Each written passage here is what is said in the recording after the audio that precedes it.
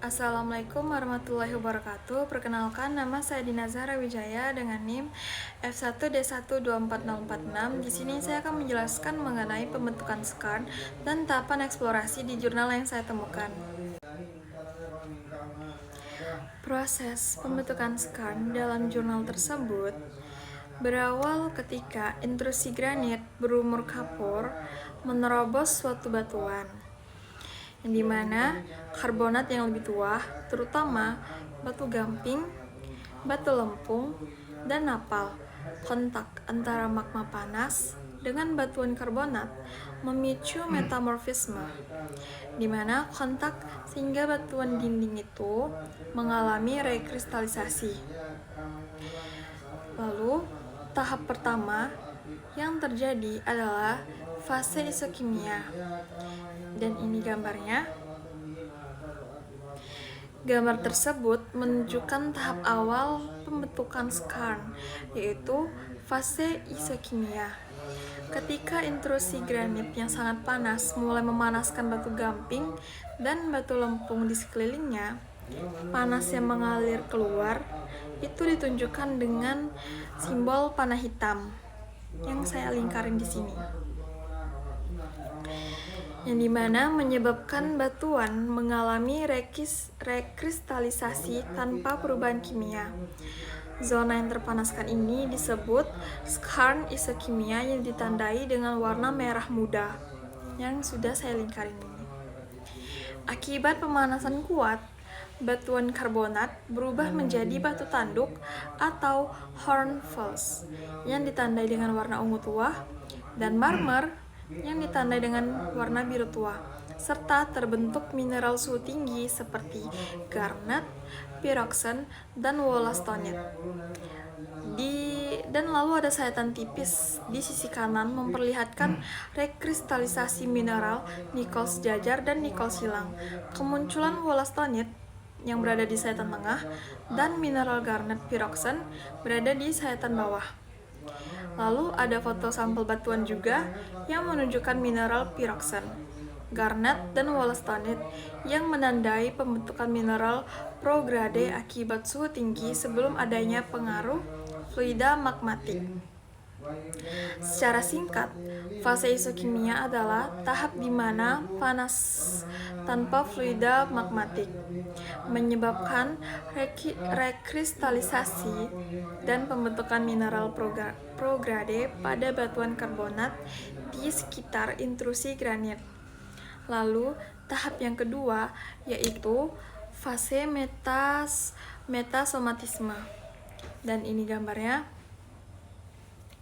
Gambar tersebut menunjukkan fase metasomatisme, yaitu tahap ketika intrusi granit mulai melepaskan fluida magmatik yang kaya ion logam ke dalam batuan karbonat.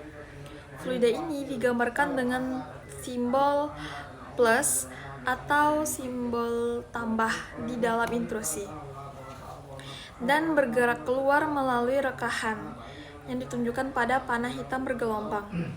Ketika fluida memasuki zona isokimia sebelumnya, batuan mengalami perubahan kimia dan terbentuklah zona skarn metasomatik yang ditandai dengan warna kuning. Pada tahap ini, mineral prograde mulai tergantikan oleh mineral baru seperti magnetit, pyroxene, dan sisa wollastonite.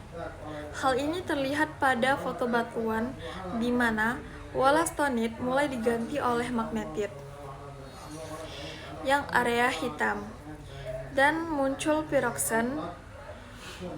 Lalu di foto berikutnya itu menunjukkan peralihan zona kaya garnet pyroxene yang menuju zona magnetit, menandakan pengendapan Fe yang intensif.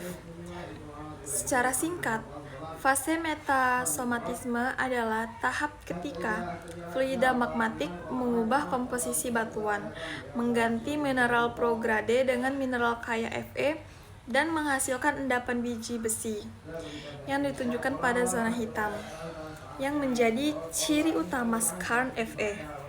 Lalu, tahapan yang ketiga yaitu fase retrograde. Dan ini gambarnya.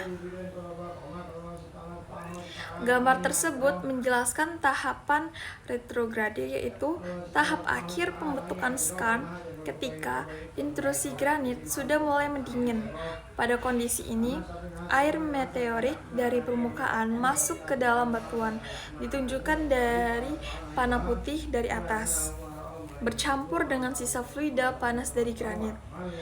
Dan masuknya air yang lebih dingin ini menyebabkan mineral prograde bersuhu tinggi seperti garnet, pyroxene, dan wollastonite itu mengalami penggantian, kemudian berubah menjadi mineral berair seperti epidot, klorit, dan amfibol tremolit yang ditunjukkan pada sayatan epidot dan klorit.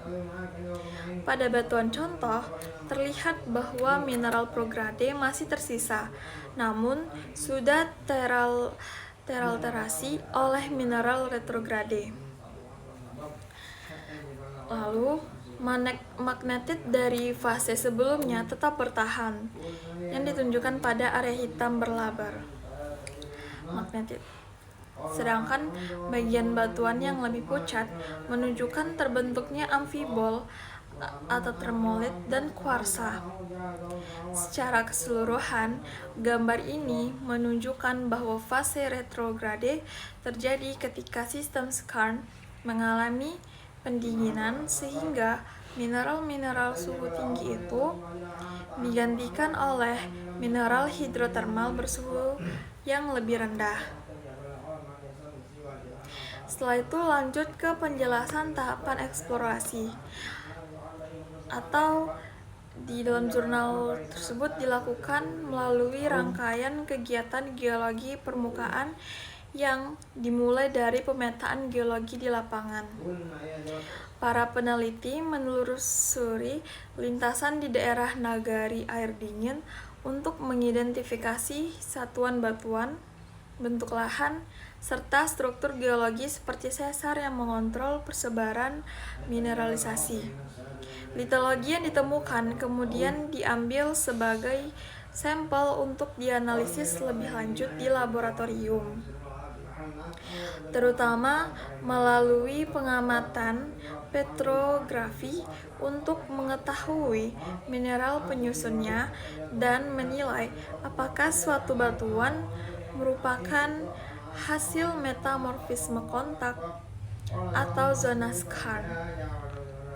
Penelitian juga memasukkan analisis XRF untuk menentukan kadar Fe dalam magnetit yang ditemukan pada zona skarn.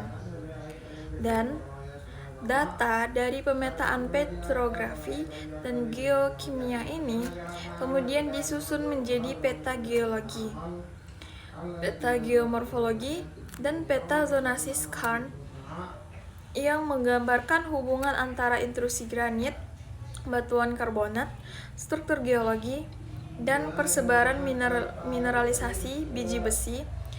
Dan dari rangkaian kegiatan inilah peneliti dapat menyimpulkan proses pembentukan skarn serta potensi biji besi di daerah tersebut. Sekian dari penjelasan saya. Mohon maaf apabila ada banyak kesalahan yang tidak sengaja saya lakukan. Wassalamualaikum warahmatullahi wabarakatuh.